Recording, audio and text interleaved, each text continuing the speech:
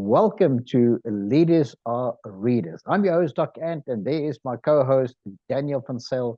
It's awesome to be here tonight because what are we discussing? At long last, we're getting to the meat of the God Memorandum, Chapter 9. Oh, people, we've been waiting for this for a long time, but there's not going to be a rush. We would like to actually take this through section by section, spend time with you, because it's about making it your own. It's really taking it and embedding it.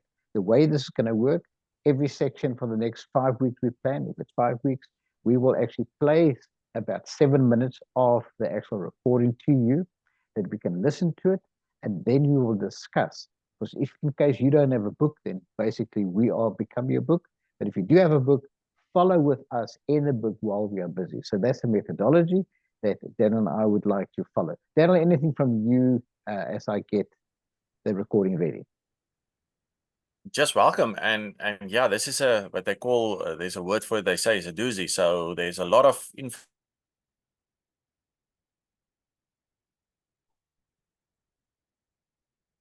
and yeah, just listen in and take notes. Take a lot of notes. Absolutely. So Daniel, thank you for that. What I'm going to do now, I'm going to share screen, guys, and from the share screen, I'm just going to make sure that you guys can do it. So Daniel, you can see my screen, right? Thumbs up. Yes, I can. Let's go. Perfect. And we're going to play. The God Memorandum from the book The Greatest Miracle in the World by Og Mandino. Read with edits by Wanda Kay. Take counsel. He hears your cry. It passes through the darkness, filters through the clouds, mingles with starlight and finds its way to his heart on the path of a sunbeam. He is anguished over the cry of a hare choked in the noose of a snare, a sparrow tumbled from the nest of its mother, a child thrashing helplessly in a pond, and a son shedding his blood on a cross. Know that he hears you also. Be at peace. Be calm. He brings the relief for your sorrow, for he knows its cause and its cure. You weep for all your childhood dreams that have vanished with the years. You weep for all your self-esteem that has been corrupted by failure. You weep for all your potential that has been bartered for security. You weep for all your talent that has been wasted through misuse. You look upon yourself with disgrace, and you turn in terror from the image you see in the pool. Who is this mockery of humanity staring back at you with bloodless eyes of shame? Where is the grace of your manner, the beauty of your figure, the quickness of your movement, the clarity of your mind, the brilliance of your tongue? Who stole your goods? Is the thief's identity known to you, as it is to me? Once you placed your head in a pillow of grass in your father's field, and looked up at a cathedral of clouds, and knew that all the gold of Babylon would be yours in time. Once you read from many books, and wrote on many tablets, convinced beyond any doubt that all the wisdom of Solomon would be equaled and surpassed by you, and the seasons would flow into years until, lo, you would reign supreme in your own Garden of Eden.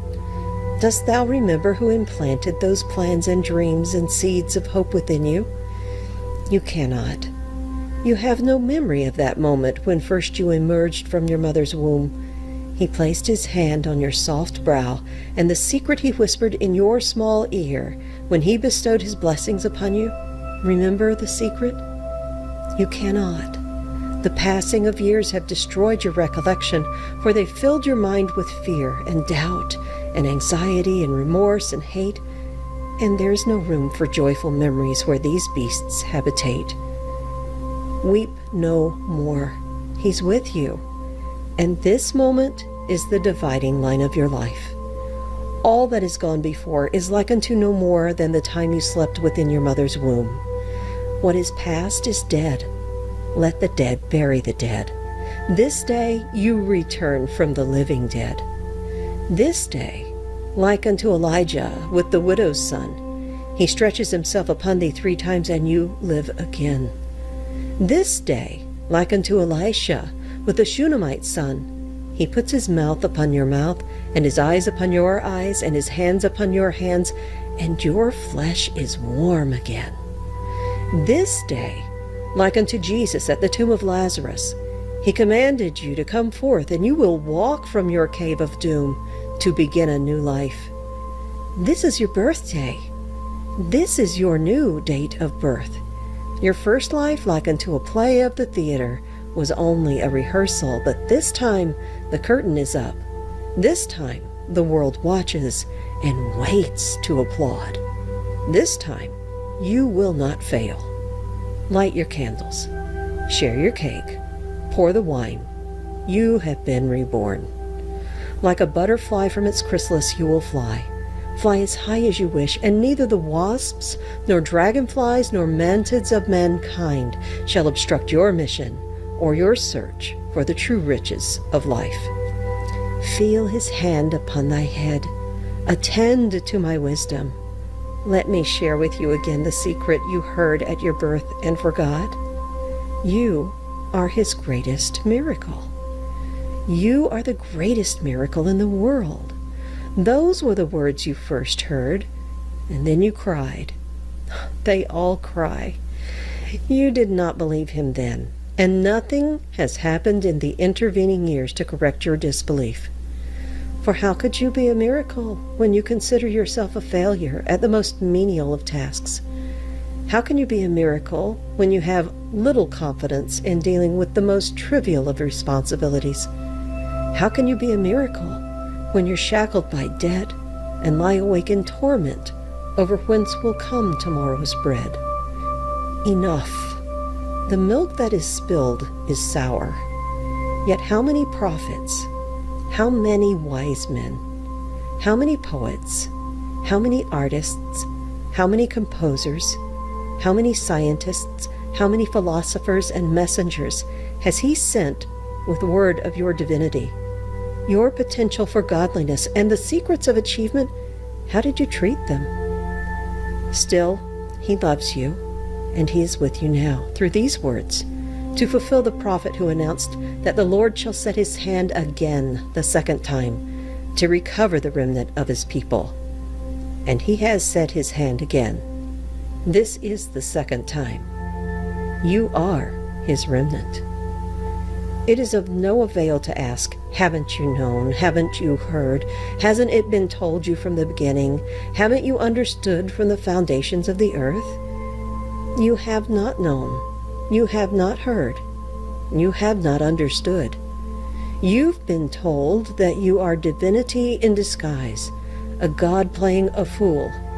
You've been told that you are a special piece of work, noble in reason, infinite in faculties, express and admirable in form, and moving like an angel in action, like a god in apprehension. You have been told that you are the salt of the earth. You were given the secret even of moving mountains, of performing the impossible. You believed no one. You burned your map to happiness. You abandoned your claim to peace of mind. You snuffed out the candles that had been placed along your destined path of glory. And then you stumbled, lost and frightened in the darkness of futility and self-pity, until you fell into a hell of your own creation. Then you cried and beat your breast and cursed the luck that had befallen you. You refused to accept the consequences of your own petty thoughts and deeds, and you searched for a scapegoat on which to blame your failure. How quickly you found one. You blamed God.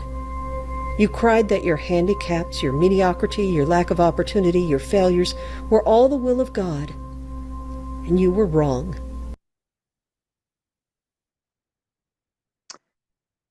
So there we have it, Daniel. Wow. What an interesting start to this chapter. It absolutely is phenomenal.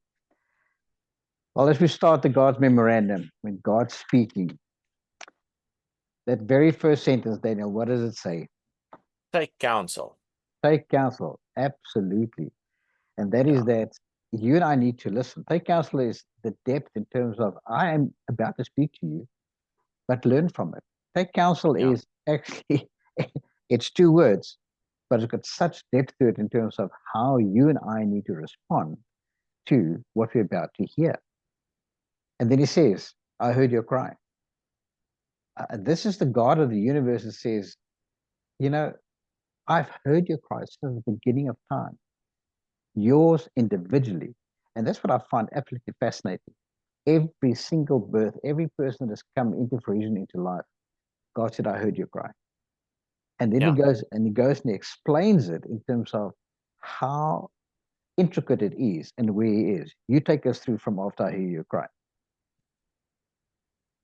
So basically, he says he passes through the darkness, and it filters through the clouds, mingles with starlight, and find its way to my heart on a path of a sunbeam. So for me, it's like the God is everywhere, and He transcends everything. So it doesn't matter where you are in life. When you cry out to Him, He hears you. No matter how dark a place you are, God always hears your cry. And that to me it's very significant for me. It's like even if you're in your toughest time, if you cry out to God, He will answer. And most of the times people don't, and that's the I would say mistake, but the thing they don't do, and they fail to do. Daniel, I actually tell you that I'm one of those guys that look to the sky often, and there's some power for me in the rays of the sunbeams. That you literally just like fingers that sort of go across and you see. Touch you, yeah. And and the truth is, there has been times where I literally have been crying out and saying, Lord, what do you want me to do?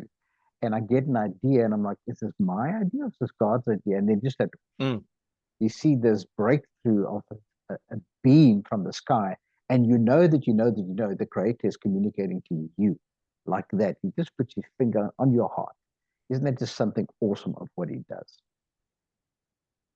That's awesome, yeah. And even if you go on to the next sentence, that's sort of like what you say. Sometimes we like what he says is you're like a hare in a snare, choked in a snare, or Charles thrashing helplessly in a pond. And yeah, that's just sort of like He sees you in your struggles. He sees the struggles you're going through, and as you say, you question yourself: is this from God? Is it not from God? But I need an answer, and He sees your struggles in that. Correct. But then after that, he says, but be calm, be at Yes. peace. So isn't it true that we obviously, whenever we are at a bad place, we try and do it in our own flesh, in our own strength. But here is just the overriding thought of be at peace, be Yeah. calm. I think this is literally what, for those who are believers, what we call faith. Will you have the faith in your dire circumstances to still say, yet I will believe, and say, yet it will work out? Because your faith has to be strong in order to do that. I think that is a challenge for many, many people. Yeah, just to add on to that is, sometimes when we're in the dark places, or when we struggle, or even when we're angry, it's difficult to make choices, because mostly the choices we make is adding on the stupidity that we're in, or add on to the anguish we're in.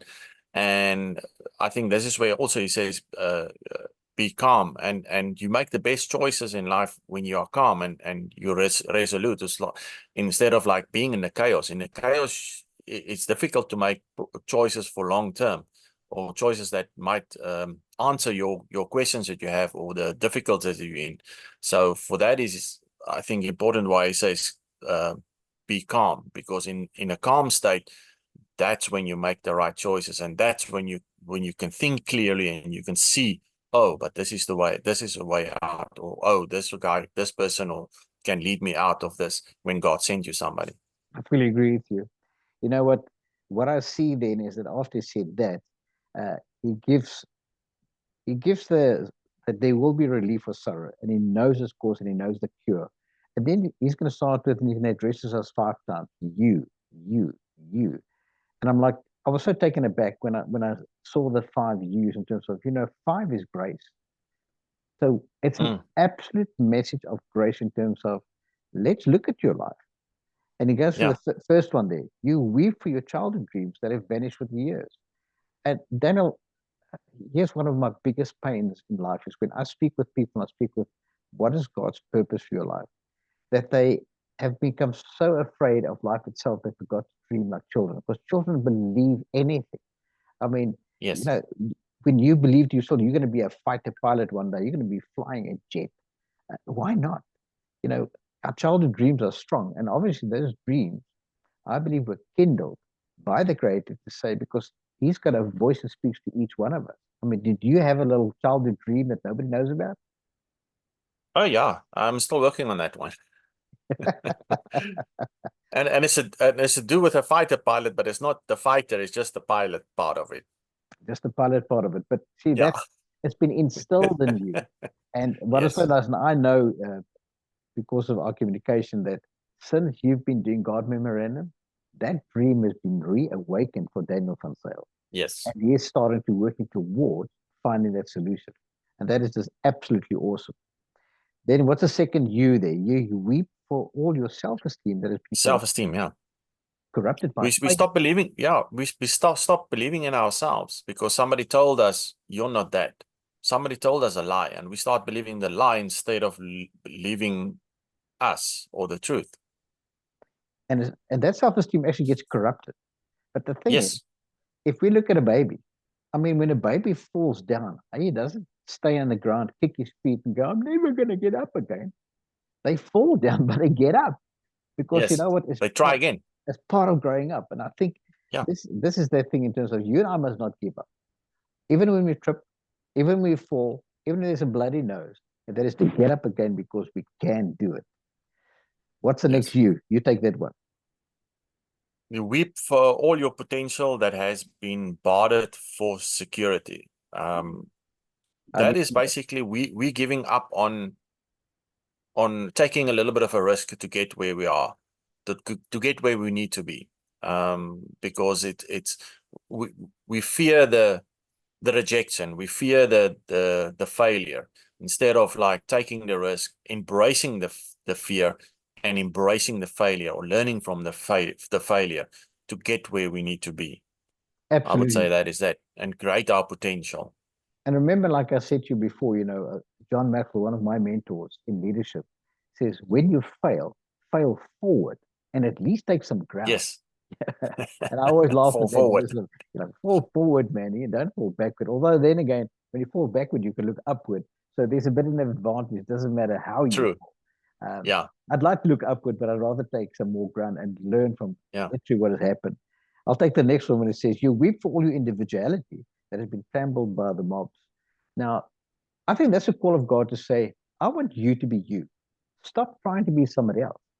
I created you uniquely for who you are because of whose you are. Wow. That's a good one. So what is going on in your mind when you just hear that statement? Like, you're important. I mean, you're part of. It's like I heard the other day a guy the analogy of you take that 5,000 piece puzzles and you throw the puzzles on the board. If you put all the puzzle pieces together, we don't know that when you just throw that and you lose the box, you don't know the picture. Only God knows the picture, but God can't finish the picture without you as a puzzle piece in there. If you out of the picture, then the puzzle or the picture will never be fully made. You know, it's so true. But you know, I'll never forget once what we did as a family. We built puzzles together as families to do a family activity. And I was very naughty. I took the last piece and I hid it in a different place. And we built this puzzle and we got this place. And my son like, oh, Dad, I can't believe it. Here's this puzzle. Where's the last piece? And we spoke about, you know, completion and disappointment and how we handled it, because it really was a growth point for all of them. Until eventually I brought out the piece. I'll never forget. It's the first time my son actually took his fist, hit me on the arm so hard that, I mean, I could hardly move my arm because of just taking it away. And that's true. You know, we want that picture. We want it to be complete. That's why I tell the story, because put yourself in that situation, that the puzzle is built, you get to the last one, it's like... Yeah, you are important. You are important to finish the puzzle, yeah. Your individualism is important.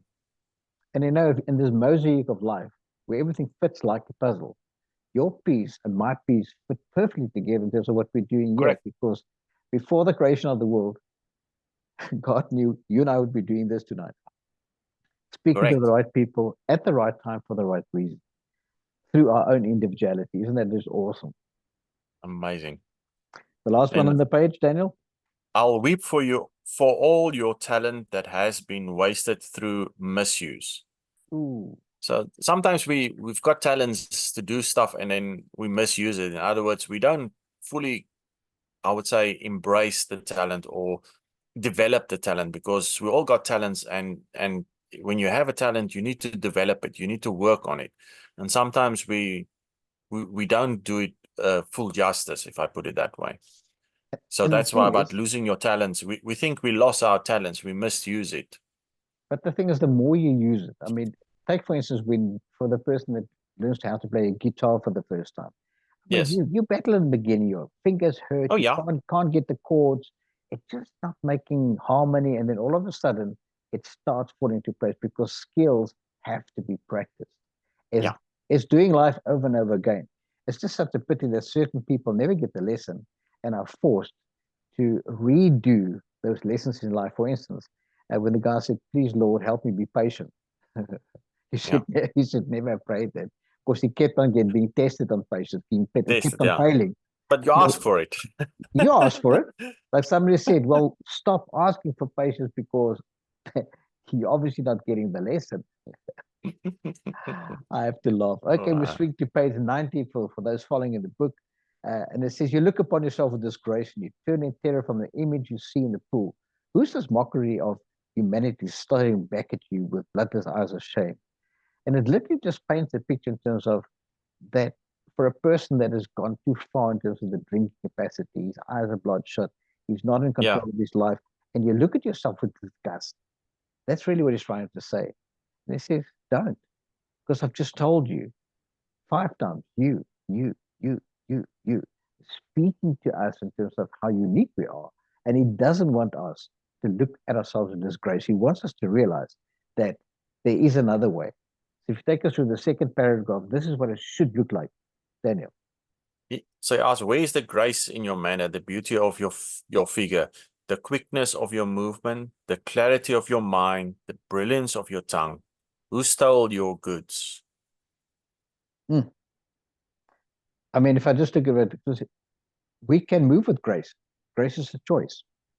We can look at ourselves in the mirror and say, what God created is good. But because of that low self-esteem and because of the comparison of the billboards where people are basically brush painted and then they always make us look perfect where we know we age. I mean, come on, look at me. Yeah. I'm a little bit older than you, but you can see it on my face. Fine wine. I don't Fine wine. I don't have to hide it, but I am older than you. Fine wine. Absolutely. The quickness of movement. And I still trying that. I mean, my son used to laugh at me, said to me, Dad, you know, you're older than me. I'm supposed to be faster than you. So I'm still one of those that want to hold on to the fitness side of me and just being a different person. But I think that's okay. The brilliance of the tongue. I mean, Daniel, you're a great communicator. I mean, if I just look at when you and I started and where we are today, even you, with me, I've started seeing an improvement, which is so nice because we are communicating more often. And that's why it helps. So what's the lesson? And it's also one of those, as you say, the talents. If you practice it, you become better at it. So if you keep on connecting with people and having like we do, teaching people, the more we do it, the better we become. And that's with anything in the world. And also with this one, it's like where God says, "Who stole your goods?" And He says, "Is the thief's identity known to you as it is to me?" Because God is all-knowing. He knows who the thief is, but we've lost that ability to see who's the thief. Correct. And we'll see later who the real thief is. True. And He wants us to actually lie back and just reminisce on what He's just said to us. So I'll let you see the next paragraph. It says, you place your head in a pillow of grass in your father's field. You look up at a cathedral of clouds, and you knew that everything would be yours in time. I could just see myself just falling back, my head in the grass. I see the cathedral of clouds, and it's like, look at grace. How relaxing is that? Remember, He said you must be calm. How relaxing is that? That's the immediate thing that I think is that's calm immediately, because it takes your whole crazy mind or running mind, takes it off when you do that. Lie down and watching look up in the sky. It's a shift of focus.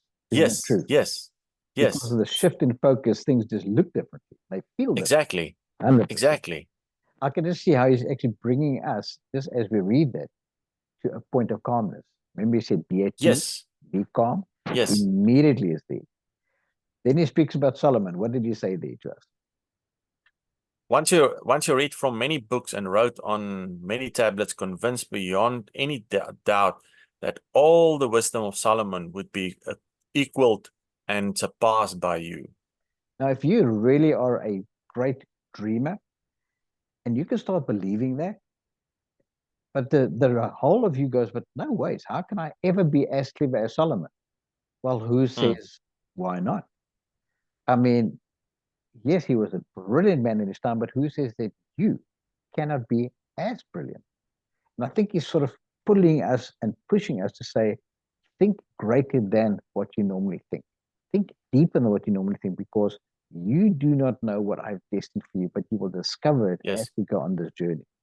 That's really what it is. And that also adds into the following session where you said, dost thou remember who implanted those plans and dreams and seeds of hope within you? Exactly. And that is what we forget. Is it came from the master craftsman himself. Yes. Just of what he wanted to do. Man, just going through this is just so rewarding in terms of us feeling it and realizing, yes, did we even consider all of this information? Wow. And then he tells us straight, you cannot remember it. Of course you can. Yeah. Why? Yeah. Because this happened at birth. Birth, at yes. Birth. And then he speaks about that moment at birth. Can you describe what it looked like? You have no memory, you have no memory of that moment when first you emerged from your mother's womb, and I placed my hand on your soft brow, and the secret I whispered in your small ear when I bestowed my blessing upon you. And then he says, remember our secret. And you know what? I just want you to feel it for a moment. Close your eyes, just feel your hand, his hand on your brow, and him whispering in your ear, and it just says, remember our secret. And it says, you cannot. Because already then he whispered it. And then he gives the solution in the last paragraph. And he says, weep no more. And then he gives the answer, Daniel. What does it say? I'm with you. Heavens, why don't we believe that? Because you Yes. see, often we try and go through life all by ourselves. We say, I can do this. I, me, and myself. But I think that's the unholy trinity. We need to literally say it's not about us. Because there is the I am is with you. Yeah. And I mean, what is his name? He is the great I am. Yeah. Those words are just, for me, next level. It's really just take it. And then he says to us as a command, what is dead is dead. Let the dead bury the dead. Bury the dead, yeah. And he says, listen, I don't want you to look back. I don't want you to have regrets. Because if it's death, let death be. So it is. Okay. And then there comes this magical moment. What if I remember, if we've done the entire book by Og Mandino, the greatest miracle in the world, is when a rag picker picks you up at the right time, at the right place, for the right reason, for you to realize this day you return from the living dead. Yes. I mean, that is the example of every single one of us that came to a place where life was just too much. And then somehow God places a rag picker in our lives, and this comes to help us, pick us up again to say, there is new life. It can be changed.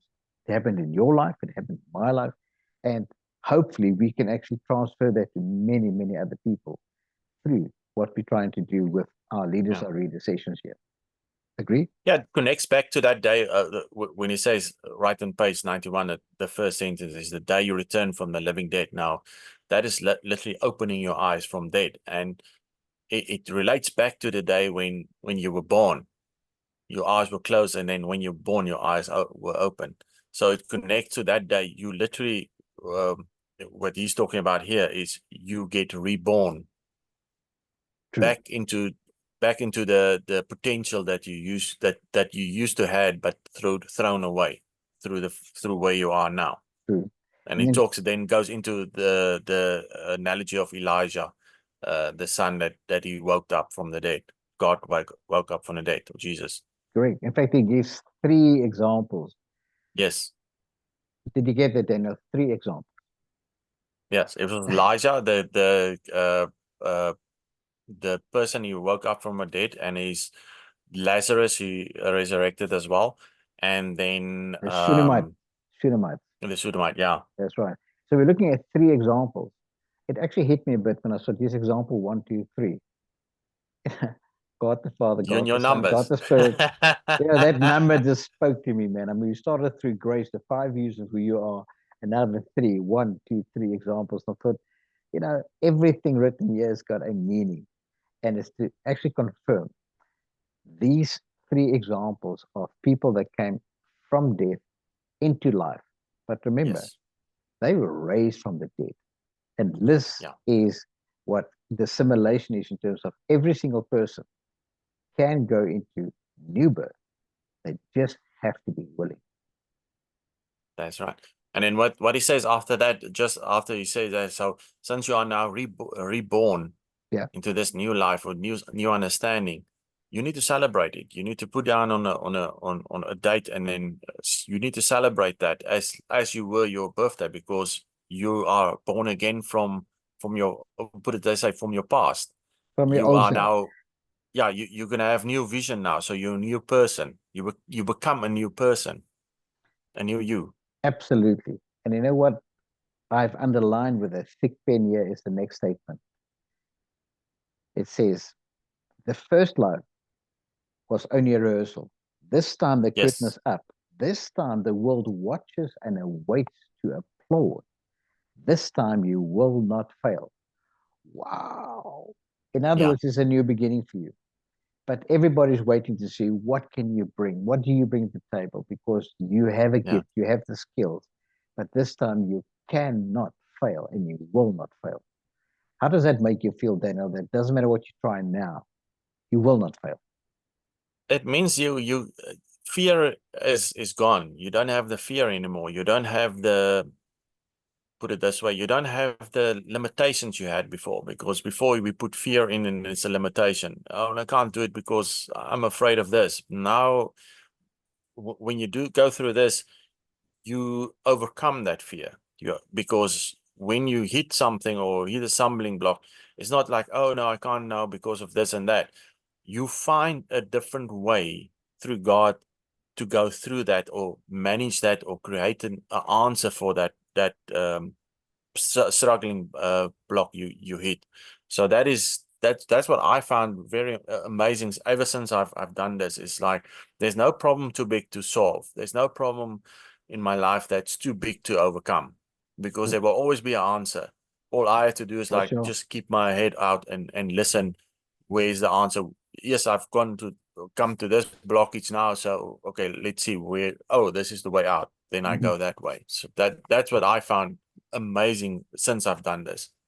And the beautiful part is, because you've done it, he actually now instructs what you need to do. Light the candles, share your cake, pour the wine. You've been reborn. So he actually says he wants a celebration.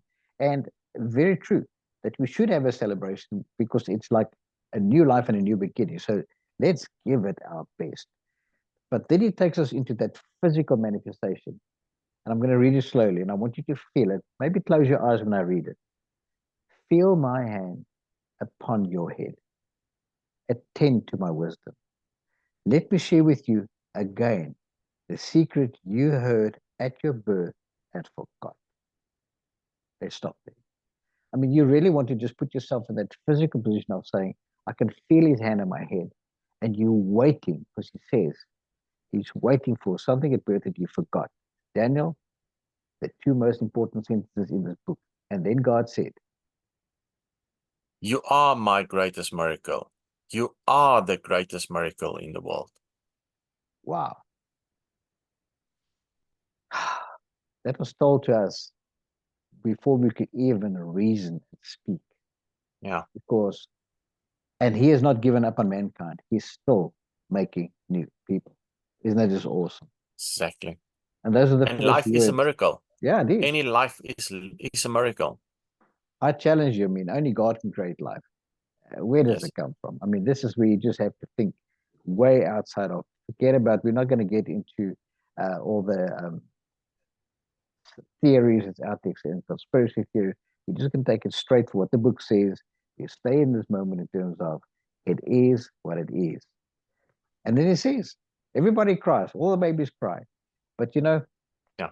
I saw this most beautiful clip my son sent me this week. And I was so proud that my son actually sent it to me. He said to me, Dad, from the beginning of time until the end of time, you have God's name on your lips. And that is at the very moment, you know, as the baby Oh, yeah. gets taken out, he gets a smack in the butt. It's literally the reaction of, okay? And that is, because God's name is Yahweh. And even when you take it to the very, very end of life, what's the last thing we do? And it says in Psalm 70, Give up your breath. Yeah. Give your last breath. You'll give your last breath, leave your last groan, and just, and you'll go out. The beginning and the end. Beginning and the end.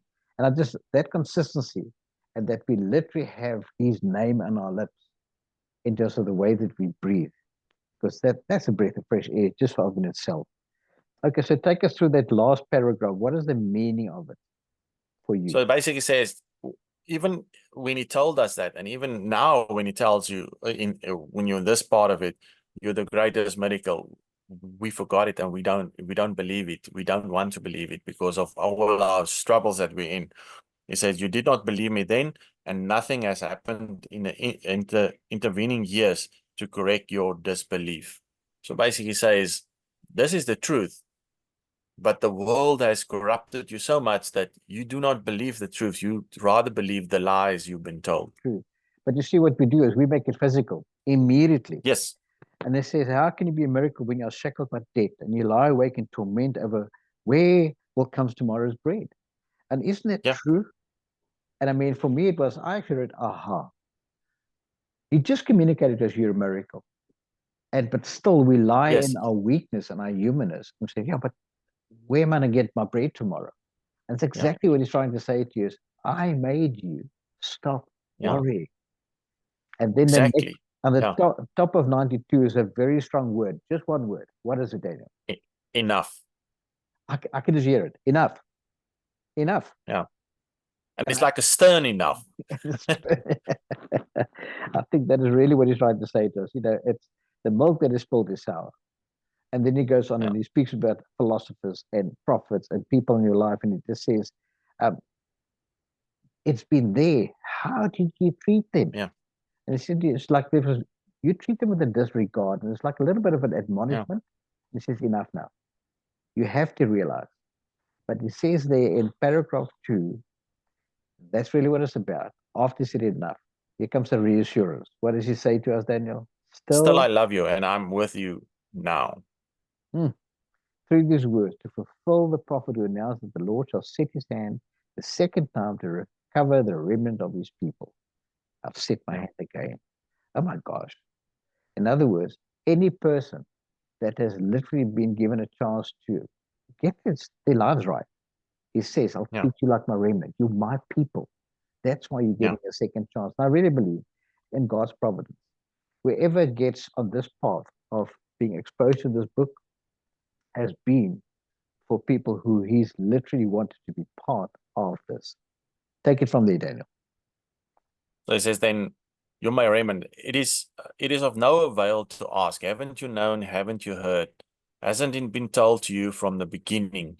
Haven't you understood from the foundations of the earth? You have not known, you have not heard, you have not understood. You have been told that you are the divinity in this disguise, a god playing a fool. So it's basically what he comes on. So you've been told you are amazing, but yet you believe in the lies that you've been told. You are not. You believe the lie that people tell you is like, you're nobody. Put it that way. That's the easiest we need. You're nobody, yet you are divinity. And I can't wait, because we know what's going to come in the next and the next and the next. As God puts this into full perspective in terms of, you know what you really look like? You know who you really are? But that's not going to be tonight. That's going to be the other session. But yes. You know, it would be it's interesting to note that. I mean, what would you, if I ask the viewers here, what would you be doing right now if you known who you really are, what potential you are capable of doing. What would you have been done if there's no stopping you? If money wasn't a problem, if time wasn't a problem, who would you have been right now? Exactly. I mean, that's where that's what it comes down to, is believing yourself and what miracle you are. That's the question I would ask. So write it down in the comments. Maybe you can read it again and again and start believing that, because that's the truth. Absolutely. And then he takes that paragraph where he speaks about what you did with your own life, and he says, until you fell into the hell of your own creation. You know what he says? Yeah. Be angry with yourself because you Yeah. put yourself there. I didn't put you there. In fact, I wrote you, ouch, ouch. You fall into the hell of your own creation because you messed it up. Don't blame me. But yet, and then he says, what do we do as mankind? Last sentence there. Then you cried and beat your breast and cursed the luck that had befallen you. You refused to accept the consequences of your own petty through the lazy deeds, and you searched for the scapegoat on which to blame your failure. How quickly you found one. So let's just guess. Who do we blame? When life goes wrong, who do we make our fist at? Everybody but us, ourselves. Yeah, correct. And we blame also, sometimes we blame God. It's like, why you put me in this craziness? Yet we do not see the big picture, because we can't see the big picture. We're part of the big picture, but we can't see it. And the thing is, we actually blame him. Yet he just whispered to us that since the beginning of time, I've wanted you to be special. And we need to embrace that. And he says, and then we blame him. You cried that your handicaps, your mediocrity, your lack of opportunity, your failures, they were all the will of God. Yeah, the most powerful words we'll hear for the end of tonight. You were wrong. God is saying, that is not who I created you to be. You are wrong. And blaming me? So that concludes for up to where we are for tonight in terms of mankind has taken up the mantle, and we are wrong in believing that God doesn't want the best of the best for us. And we need to say to ourselves, how? And I'm looking forward, Daniel, to when we get back to the next session, to see what God really says, who we are, how He's created us, and what He intends us to be. So, what is your take as you summarize for tonight? It's great. So basically, what we've created in this first stage is like, we look back and we take, as I say, take counsel, see, okay, where we are now, where's the problem, who can be the problem, and look at all the problems we go through. And now it's in that stage where, we keep on blaming somebody else instead of like turning the mirror towards us and look at that. And now it's going to be, okay, so now we see all the despair we're in, but that's not where we need to be. So the next going to build onto, how do we change that? Correct. Because I think what I've seen so far is just to see the balanced approach, that instead of us lying back, head in the grass, looking at the cathedral of clouds and just being calm, being at peace, we look at all of the human things that happen to us. We forget that God whispered to us that who He wants us to be. He's given an opportunity. He speaks about the new life has been created. And He says, and this time you will not fail, but you need to embrace it. But then He comes back and says, but you've been beating your chest and saying, but look at this and look at that, and but. And He just says, you blame God, but don't. You were wrong. Look at who you are. And now, next time, God is going to speak to us in terms of us looking deeply, understanding how He's knit us together in our mother's womb. Daniel, I want to thank you for tonight. For the leaders that are here, that are readers, and for anybody who listened in, please give us your comments at the bottom to say what tonight has done for you. And listening to the 7 minutes from Wanda K, who's read it for us as the God's Memorandum, we thank her for her love and her service for doing so. But we can't wait to hear what you are experiencing, what you have experienced as we have been on the show tonight. So from me, thank you, and looking forward to see you next time. Daniel? All a pleasure, and looking forward to reading your comments below. Bye, everybody.